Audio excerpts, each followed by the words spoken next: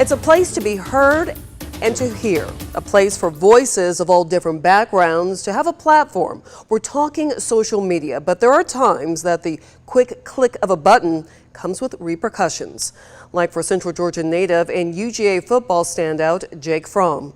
A text message conversation from last March was leaked on Twitter this week. The screenshots show Fromm using the phrase elite white people when talking about guns. In this case, Fromm also used social media to respond to the comments, saying he was sorry that he used the words elite white people and that there is no excuse. The same goes for a student at Wesleyan College expelled for her racist social media posts.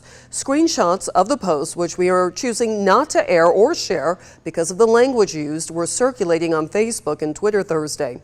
The school launched an investigation that led to the expulsion of the student, saying Wesleyan will not tolerate racist behavior in any form. In light of these social media posts, we want to take a closer look into what kind of privacy rights you have on outlets like Facebook and Twitter. Chelsea Bimeford spoke to a Mercer law professor to find out.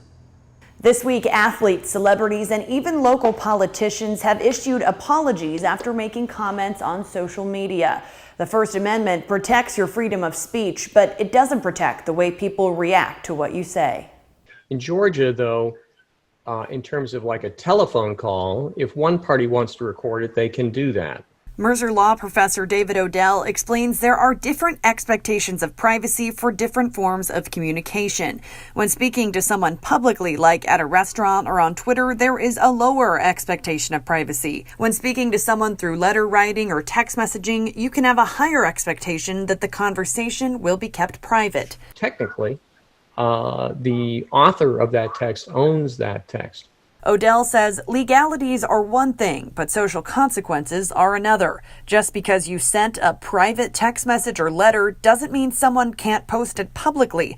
Odell cites a Supreme Court case that ruled whoever composes a message owns the rights to it. So if someone posted your private conversation, you could have grounds to file a lawsuit. You know, hey, listen, you're going to text, that's out there, and it's liable to be spread around. So you be careful. The law isn't going to save you from this. Odell says there is no case law on the books regarding social media privacy, but he says we are in, quote, a new age and expects there will be in the future. Reporting in Macon, Chelsea Bimeford, 13 WMAZ News. And to clear up one issue that often comes up, the First Amendment protects you from the government, but not against being fired by your employer. That's especially true in Georgia, where workers have few legal protections against firing.